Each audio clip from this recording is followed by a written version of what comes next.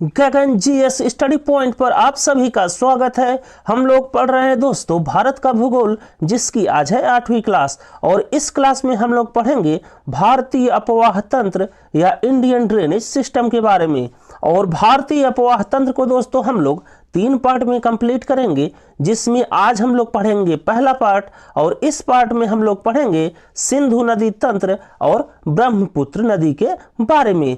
तो आप सभी दोस्तों से रिक्वेस्ट है कि प्लीज आप लोग गगन जीएस स्टडी पॉइंट को लाइक शेयर सब्सक्राइब जरूर करिए। तो आइए शुरू करते हैं दोस्तों आज की क्लास। आज की क्लास में हम लोग सबसे पहले पढ़ेंगे दोस्तों एस्चुरी और डेल्टा के बारे में, अर्थात एस्चुरी कहते किसे हैं और भारत की कौन सी नदियां एस्चुरी या ज्वार नदमुख बनाती हैं, और डेल्टा किसे कहते हैं और भारत की कौन सी नदियां डेल्टा बनाती हैं। कभी कभी दोस्तों एस्चुरी और डेल्टा से डायरेक्ट क्वेश्चन आ जाता है एग्जाम में कि कौन सी नदी एस्चुरी बनाती है या कौन सी नदी डेल्टा बनाती है। तो आइए सबसे पहले आप लोग देखिए कि ज्वार नदमुख या एस्चुरी किसे कहते हैं और भारत की कौन सी नदियां ज्वार नदमुख या एस्चुरी बनाती हैं। तो एस्चुरी तब बनता है दोस्तों जब नदी का ताजा पानी समुद्र के खारे पानी से मिल जाता है, तो उस स्थान को कहा जाता है ज्वार नदमुख या एस्चुरी। और एस्चुरी जो नदियां बनाती हैं भारत में वो है दोस्तों नर्मदा, तापी या ताप्ती और साबरमती। तो यहां से आप लोग ध्यान रखिएगा कि भारत की 3 नदियां एस्चुरी या ज्वार नदमुख बनाती हैं, जो कि है नर्मदा, तापी या ताप्ती और साबरमती। और इसके बाद दोस्तों आप लोग एस्चुरी या ज्वार नदमुख को एक बार फिगर में देख लीजिए। तो मान लीजिए दोस्तों ये कोई नदी बह रही है और यहाँ पर समुद्र है, तो नदी का जो पानी है वो समुद्र के पानी से डायरेक्ट यहाँ पर मिल जाता है। तो इस स्थान को कहा जाता है दोस्तों एस्चुरी, या हिंदी में इसे कहा जाता है ज्वार नद मुख।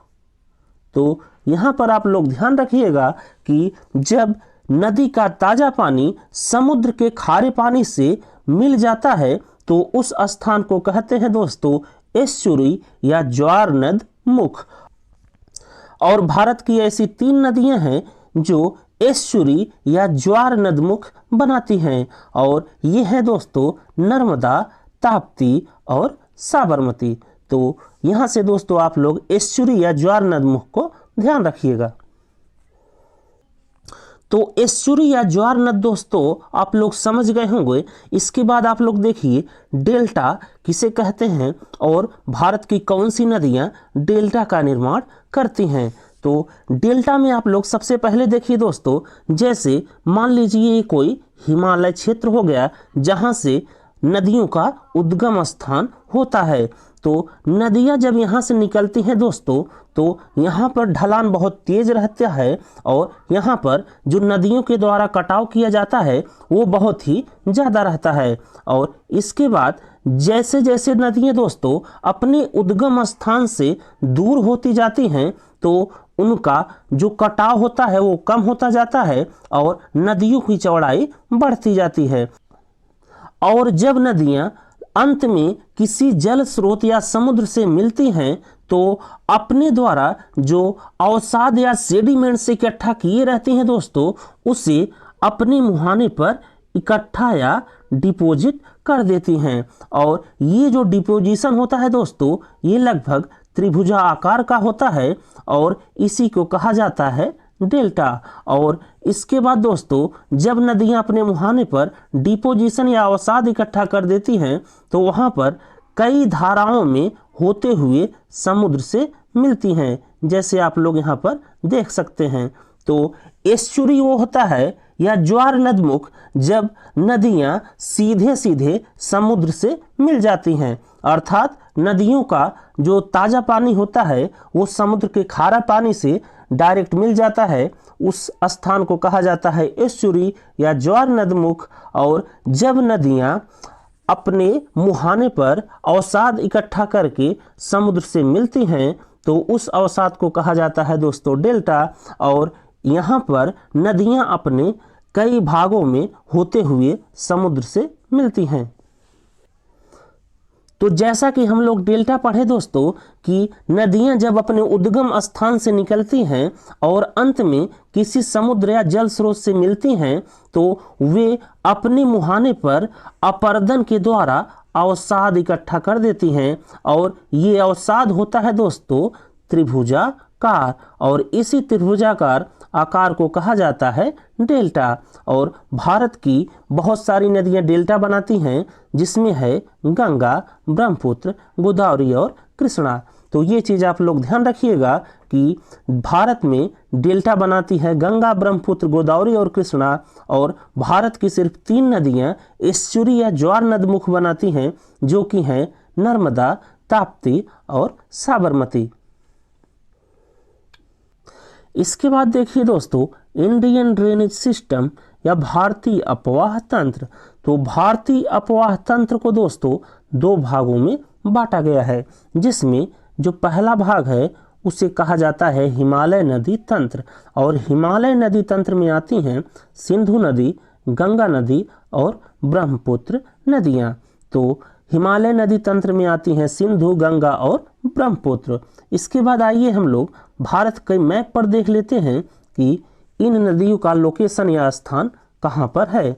तो सिंधु नदी तंत्र का जो लोकेशन या स्थान है दोस्तों भारत में, वो है लेह लद्दाख वाले और जम्मू कश्मीर वाले क्षेत्र में। यहाँ से होते हुए ये पाकिस्तान में और फिर पाकिस्तान से होते हुए सिंधु नदी अरब सागर में जाकर मिल जाती हैं। और इसके बाद देखिए गंगा नदी तंत्र। ये दोस्तों गंगा नदी तंत्र का जो उद्गम होता है वो होता है उत्तराखंड वाले स्थान से, और यहाँ से ये निकलने के बाद आती हैं पश्चिम बंगाल में, फिर पश्चिम बंगाल होते हुए आती हैं बांग्लादेश में, और फिर बांग्लादेश से होते हुए जाकर मिल जाती हैं बंगाल की खाड़ी या बे ऑफ बंगाल में। और ये जो ब्रह्मपुत्र नदी है दोस्तों, ये तिब्बत से निकलने के बाद आती हैं अरुणाचल प्रदेश से, और अरुणाचल प्रदेश में नमचा बरवा पर्वत से भारत में प्रवेश करती हैं, फिर वहाँ से असम होते हुए आती हैं बांग्लादेश में, और बांग्लादेश में जहाँ पर ये गंगा नदी से मिलती हैं वहाँ पर बनता है सुंदरबन डेल्टा। और उसके बाद ये दोनों नदियाँ अर्थात गंगा नदी और ब्रह्मपुत्र नदियाँ एक होकर बंगाल की खाड़ी में जाकर मिल जाती हैं। तो भारतीय ड्रेनेज सिस्टम या भारतीय अपवाह तंत्र में जो पहला भाग है वो है हिमालय नदी तंत्र, और हिमालय नदी तंत्र में आती हैं सिंधु नदी, गंगा नदी और ब्रह्मपुत्र नदियाँ। तो भारतीय अपवाह तंत्र या इंडियन ड्रेनेज सिस्टम में जो पहला भाग है वो है हिमालय नदी तंत्र, जिसमें आती हैं गंगा नदी, सिंधु नदी और ब्रह्मपुत्र नदियाँ। और अपवाह क्षेत्र में दोस्तों जो दूसरा भाग है या दूसरा पार्ट है उसमें आती हैं प्रायद्वीपीय नदी तंत्र, और प्रायद्वीपीय नदी तंत्र में आती हैं भारत की नर्मदा नदी, तापी नदी, महानदी, गोदावरी, कृष्णा और कावेरी नदियाँ। तो आइए एक बार प्रायद्वीपीय नदी तंत्र को हम लोग मैप में देख लेते हैं। तो जो प्रायद्वीपीय नदी तंत्र है दोस्तों भारत का, वो आता है इस क्षेत्र में अर्थात भारत के दक्षिण वाले क्षेत्र में, जिसमें आती हैं नर्मदा, तापी, गोदावरी, कृष्णा और कावेरी नदियाँ। तो आइए अब इन्हीं को हम लोग डिटेल में पढ़ते हैं। सबसे पहले हम लोगों को पढ़ना है हिमालय नदी तंत्र, जिसमें आज की क्लास में हम लोग पढ़ेंगे सिंधु नदी और ब्रह्मपुत्र नदियों के बारे में। तो सबसे पहले आइए देखते हैं दोस्तों हम लोग सिंधु नदी के बारे में। तो आइए दोस्तों सिंधु नदी और इसकी मुख्य सहायक नदियों को एक बार हम लोग मैप में देख लेते हैं, जिससे आपका कॉन्सेप्ट एकदम क्लियर हो जाएगा। तो सिंधु नदी का जो उद्गम स्थल है दोस्तों वो है तिब्बत में मानसरोवर झील के पास चेमयुंगदुंग ग्लेशियर से। तो ये चीज आप लोग ध्यान रखिएगा कि सिंधु नदी का उद्गम स्थल है चेमयुंगदुंग ग्लेशियर, जो कि है तिब्बत में मानसरोवर झील के पास। और जो सिंधु नदी है दोस्तों ये चेमयुंगदुंग ग्लेशियर से निकलने के बाद भारत में प्रवेश करती है लेह वाले स्थान से। तो आप लोग इसे भी याद रखिएगा कि सिंधु नदी तिब्बत के मानसरोवर झील के पास चेमयुंगदुंग ग्लेशियर से निकलने के बाद भारत में प्रवेश करती है लेह वाले स्थान से। फिर ये नदी जम्मू कश्मीर होते हुए पहुंच जाती है कहाँ पर दोस्तों? तो ये पहुंच जाती है पीओके में, अर्थात पाक ऑक्युपाइड कश्मीर या पाक अधिकृत कश्मीर में। और पाक अधिकृत कश्मीर में एक स्थान है जिसका नाम है दोस्तों दर्दिस्तान, और इसी दर्दिस्तान से दोस्तों ये भारत से बाहर आ जाती है और फिर चली जाती है पूरी तरह से पाकिस्तान में, और पाकिस्तान होते हुए जो सिंधु नदी है वो अरब सागर में जाकर मिल जाती है। तो यहाँ पर आप लोग सिंधु नदी के बारे में ध्यान रखिएगा कि इसका उद्गम स्थान है तिब्बत के मानसरोवर झील के पास चेमयुंगदुंग ग्लेशियर से, और ये नदी भारत में प्रवेश करती है लेह से, और फिर जम्मू कश्मीर होते हुए ये नदी आ जाती है पीओके अर्थात पाक ऑक्युपाइड कश्मीर में, जहाँ पर एक स्थान है दर्दिस्तान। वहाँ से ये नदी पीओके या कहिए कि भारत से निकल जाती है और पाकिस्तान में पूरी तरह से पहुँच जाती है। फिर ये नदी पाकिस्तान में बहते हुए आकर मिल जाती है अरब सागर से। तो इतना चीज़ आप लोग सिंधु नदी से ध्यान रखिएगा। और अब इसके बाद देखिए दोस्तों सिंधु नदी की मुख्य सहायक नदियों के बारे में। तो सबसे पहले देखिए झेलम। ये झेलम नदी निकलती है जम्मू कश्मीर के बैरीनाग से। फिर यहाँ पर दोस्तों वहाँ से निकलने के बाद झेलम नदी आकर मिल जाती है कहाँ पर? वूलर झील से। ये जहाँ पर 1 नंबर लिखा हुआ है इसका मतलब दोस्तों वूलर झील। तो झेलम नदी कश्मीर के बैरीनाग से निकलने के बाद मिल जाती है वूलर झील में। फिर वहाँ से आगे बहते हुए ये चली जाती है पाकिस्तान में, और फिर आकर मिल जाती है कहाँ पर? तो ये आकर मिल जाती है सिंधु नदी में। और इसके बाद देखिए दोस्तों चेनाब नदी। तो चेनाब नदी निकलती है कहाँ से? तो चेनाब नदी निकलती है दोस्तों हिमाचल प्रदेश से, और जहाँ से चेनाब नदी निकलती है वहाँ पर उसे कहा जाता है चंद्रभागा। तो यहाँ पर चेनाब नदी निकलने के बाद दोस्तों आकर मिल जाती है कहाँ पर? तो ये आकर मिल जाती है झेलम में। और फिर तीसरे नंबर पर देखिए है दोस्तों रावी नदी। ये भी कहाँ से निकलती है? तो रावी भी निकलती है हिमाचल प्रदेश से, और ये आकर मिल जाती है कहाँ पर? तो ये भी आकर मिल जाती है झेलम में। और इसके बाद है दोस्तों ब्यास नदी। और ब्यास नदी निकलती है हिमाचल प्रदेश से, और ये आकर यहाँ पर मिल जाती है कहाँ पर? तो ये आकर मिल जाती हैं सतलज नदी में। और जहाँ पर ब्यास नदी और सतलज नदी मिलती हैं उस स्थान को कहा जाता है हरिके, और इसी हरिके से भारत की सबसे लंबी नहर निकली हुई है जिसका नाम है दोस्तों इंदिरा गांधी नहर। तो हरिके बांध कहाँ पर है? जहाँ पर ब्यास और सतलज मिलती हैं, और ये हरिके बांध है दोस्तों पंजाब में। और इसके बाद सबसे लास्ट में है दोस्तों सतलुज नदी, और ये सतलुज निकलती हैं तिब्बत के मानसरोवर झील के पास। एक स्थान है जो कि है राकसताल। तो राकसताल जो कि तिब्बत में है मानसरोवर झील के पास, वहाँ से निकलती हैं सतलुज नदी, और यहाँ पर ये आकर मिल जाती हैं ब्यास में, और इसी स्थान को कहते हैं हरिके, और यहीं पर बना हुआ है हरिके बांध जो कि है पंजाब में। फिर यहाँ से ये होते हुए आकर मिल जाती हैं झेलम में। और इस स्थान पर दोस्तों ये जो 5 नदियाँ हैं झेलम, चेनाब, रावी और ब्यास और सतलुज, ये आकर मिल जाती हैं, और ये स्थान है दोस्तों भावलपुर पाकिस्तान में। और इस स्थान से दोस्तों ये 5 नदियाँ एक होकर बहती हैं, और इसे कहा जाता है पंचनद नदी। कभी कभी क्वेश्चन पूछ लिया जाता है दोस्तों कि पंचनद नदियों में कौन कौन सी नदियां हैं, तो उसमें आप लोग ध्यान रखिएगा कि पंचनद नदी में है झेलम, चेनाब, रावी, ब्यास और सतलुज।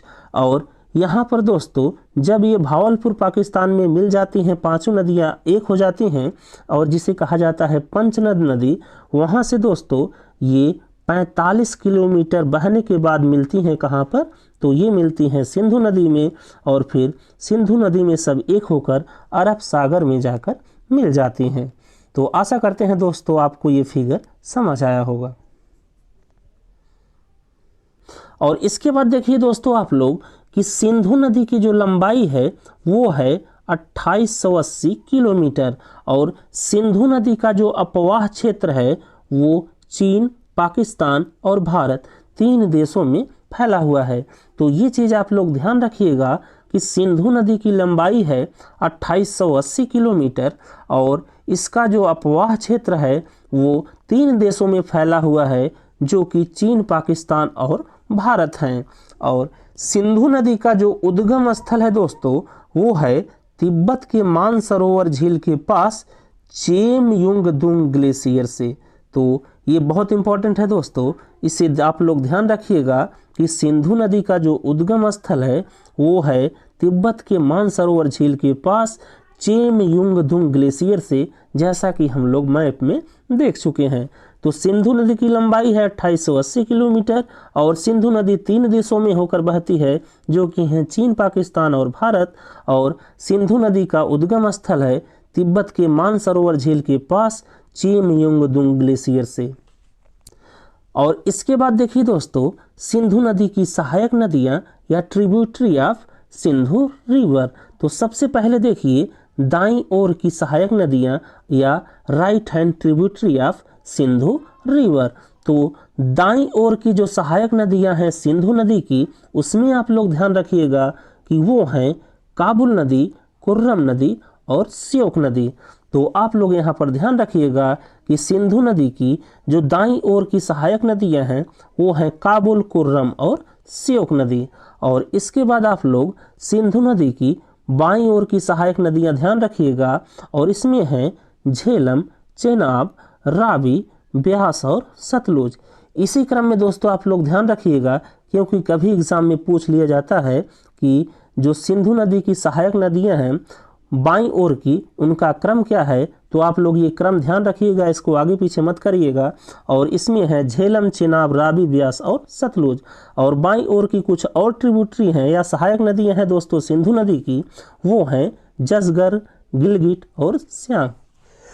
इसके बाद आइए देखते हैं दोस्तों सिंधु नदी की बाईं ओर की मुख्य सहायक नदियों के बारे में, जिसमें है झेलम, चेनाब, रावी, ब्यास और सतलुज। और इसमें सबसे पहले हम लोग देखेंगे झेलम नदी को। तो झेलम नदी का जो उद्गम स्थान है दोस्तों वो है जम्मू कश्मीर के पीर पंजाल पर्वत के शेषनाग झील के वीरनाग झरने से।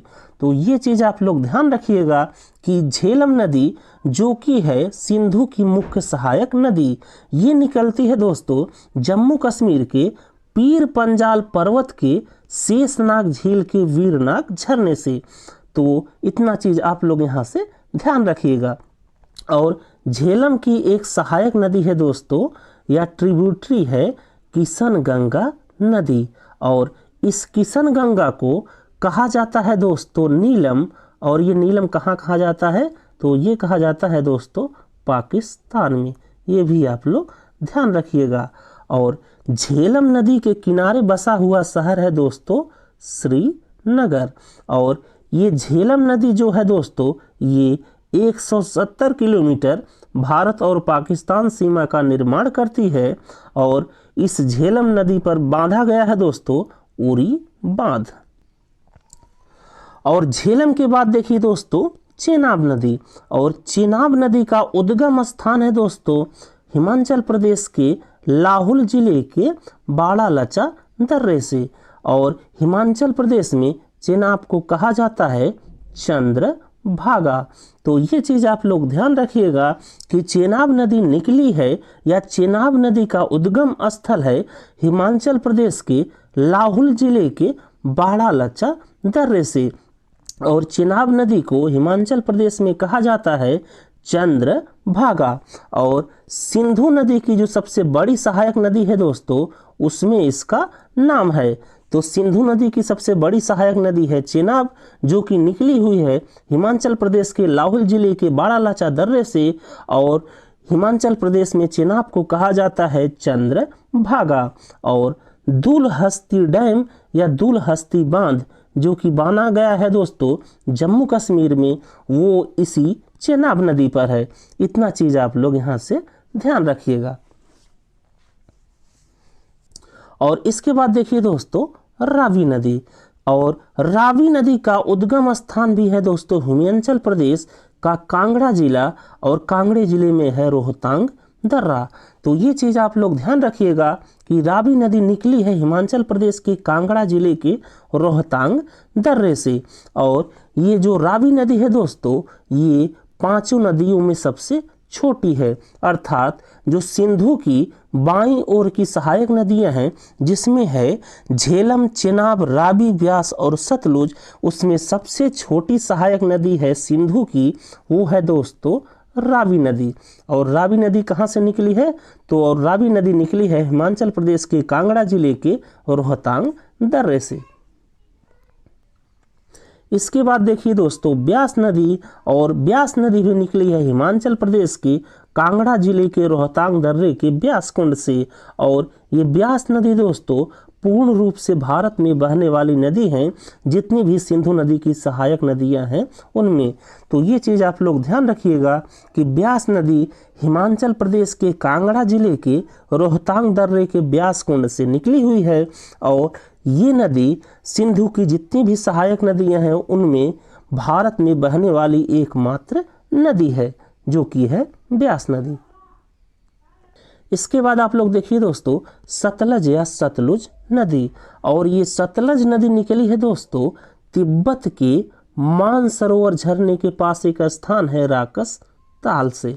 तो इतना चीज़ आप लोग ध्यान रखिएगा कि सतलज नदी निकली है तिब्बत के मानसरोवर झरने के पास एक स्थान है जिसका नाम है राकस ताल, और जहाँ पर दोस्तों ब्यास नदी और सतलज नदी मिल जाती हैं, उसी स्थान पर बना है हरिके बांध। और इस हरिके बांध से निकली है दोस्तों भारत की सबसे लंबी नहर, जिसका नाम है इंदिरा गांधी नहर। तो ये बहुत इंपॉर्टेंट है दोस्तों, इसे आप लोग ध्यान रखिएगा कि सतलज नदी जहाँ पर ब्यास नदी से मिल जाती है वहीं पर बना है हरिके बांध, और हरिके बांध से निकली है भारत की सबसे लंबी नहर, जिसका नाम है इंदिरा गांधी नहर। और इसी में आप लोग ध्यान रखिएगा दोस्तों कि सतलुज नदी भारत में प्रवेश करती है सिपकिला दर्रे से, जो कि है हिमाचल प्रदेश में। और सतलुज नदी पर बनाया गया है दोस्तों भाखड़ा नांगल बांध, और इसी सतलुज नदी पर है दोस्तों गोविंद सागर झील। तो इतना चीज़ आप लोग यहाँ से ध्यान रखिएगा।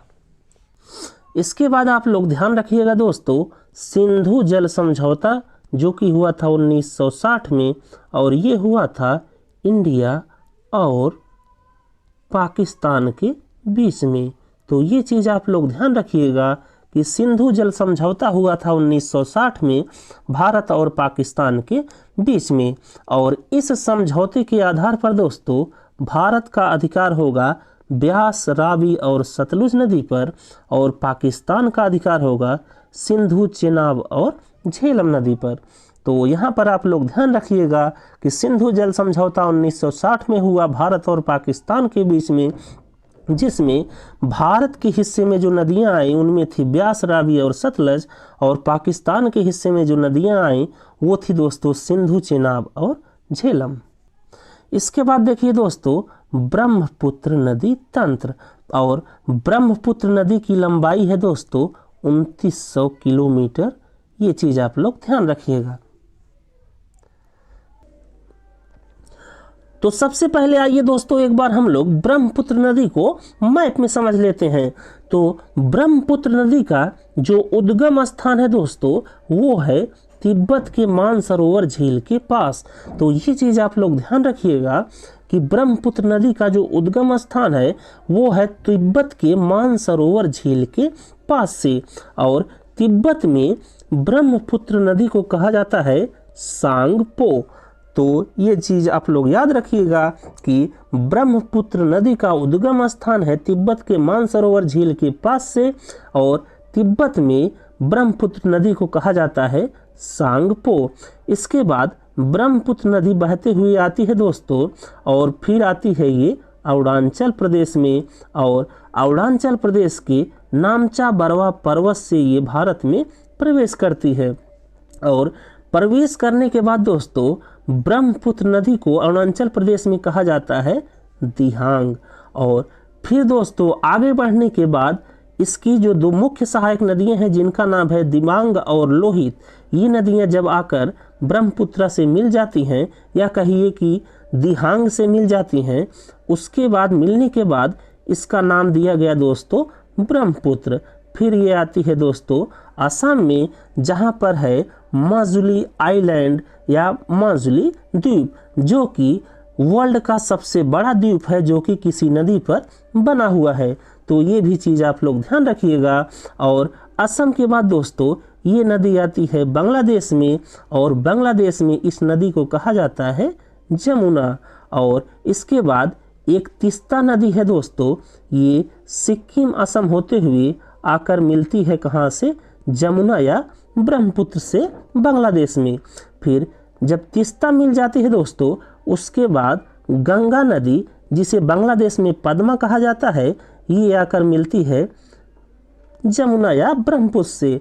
और यहाँ पर जहाँ पर गंगा या जिसे पद्मा कहा जाता है बांग्लादेश में, और ब्रह्मपुत्र जिसे जमुना कहा जाता है बांग्लादेश में, दोनों मिल जाती हैं, वहीं पर बनता है सुंदरवन डेल्टा, जो कि दुनिया का सबसे बड़ा डेल्टा है जो कि किसी नदी पर बना हुआ है।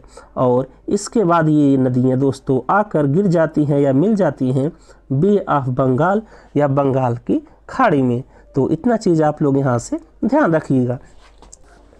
तो जैसा कि हम लोग पढ़े दोस्तों, ब्रह्मपुत्र का जो उद्गम स्थल है वो है तिब्बत के मानसरोवर झील के पास चेमयुंगडुंग ग्लेशियर से। तो ये चीज़ आप लोग ध्यान रखिएगा कि ब्रह्मपुत्र नदी का जो उद्गम स्थल है वो है तिब्बत के मानसरोवर झील के पास चेमयुंगडुंग ग्लेशियर से। और ब्रह्मपुत्र नदी की लंबाई है दोस्तों 2900 किलोमीटर। ये भी चीज़ आप लोग ध्यान रखिएगा। और तिब्बत में ब्रह्मपुत्र नदी का नाम है सांगपो, ये भी आप लोग ध्यान रखिएगा। इसके बाद देखिए दोस्तों, ब्रह्मपुत्र नदी की सहायक नदियां या ट्रिब्यूटरी ऑफ ब्रह्मपुत्र। और इसमें सबसे पहले देखिए ब्रह्मपुत्र नदी की बाईं ओर की सहायक नदियां या left hand tributary of Brahmaputra. तो बाईं ओर की जो सहायक नदियां हैं दोस्तों ब्रह्मपुत्र की, वो है लोहित, दिबांग, धनश्री और कलांग। और दाईं ओर की सहायक नदियां हैं ब्रह्मपुत्र की, वो हैं दोस्तों सुबनसिरी, मानस और तीस्ता। तो ये चीज़ आप लोग ध्यान रखिएगा कि बाईं ओर की सहायक नदियां हैं ब्रह्मपुत्र की लोहित, दिबांग, धनश्री और कलांग। और दाईं ओर की सहायक नदियां हैं ब्रह्मपुत्र की सुबनसिरी, मानस और तीस्ता। इसके बाद आप लोग ध्यान रखिएगा दोस्तों माजुली द्वीप या माजुली आइलैंड, जो कि स्थित है आसाम में, और ये दुनिया का सबसे बड़ा नदी द्वीप है या रिवर आइलैंड है। तो यहाँ से आप लोग ध्यान रखिएगा दोस्तों, माजुली द्वीप या माजुली आइलैंड जो कि ब्रह्मपुत्र नदी पे है, ये स्थित है आसाम में, और इसे दुनिया का सबसे बड़ा नदी द्वीप या रिवर आइलैंड कहा जाता है। इतना चीज़ आप लोग यहाँ से ध्यान रखिएगा। और इसके बाद आप लोग ध्यान रखिएगा दोस्तों ब्रह्मपुत्र, सतलज और सिंधु नदी को, ये दोस्तों जो नदियाँ हैं तीनों, इनकी जो उत्पत्ति हुई है वो हिमालय से पहले की हुई है। तो इतना चीज़ आप लोग ध्यान रखिएगा। तो बस दोस्तों आज की क्लास में बस इतना ही। इसके आगे हम लोग पढ़ेंगे अगली क्लास में, जो कि होगा गंगा नदी तंत्र या गंगा रिवर सिस्टम। यदि दोस्तों आज की वीडियो हमारी आपको पसंद आई हो तो प्लीज़ आप लोग गगन GS स्टडी पॉइंट को लाइक कीजिए, शेयर कीजिए, सब्सक्राइब कीजिए। थैंक यू दोस्तों, जय हिंद। मिलते हैं अगली क्लास में।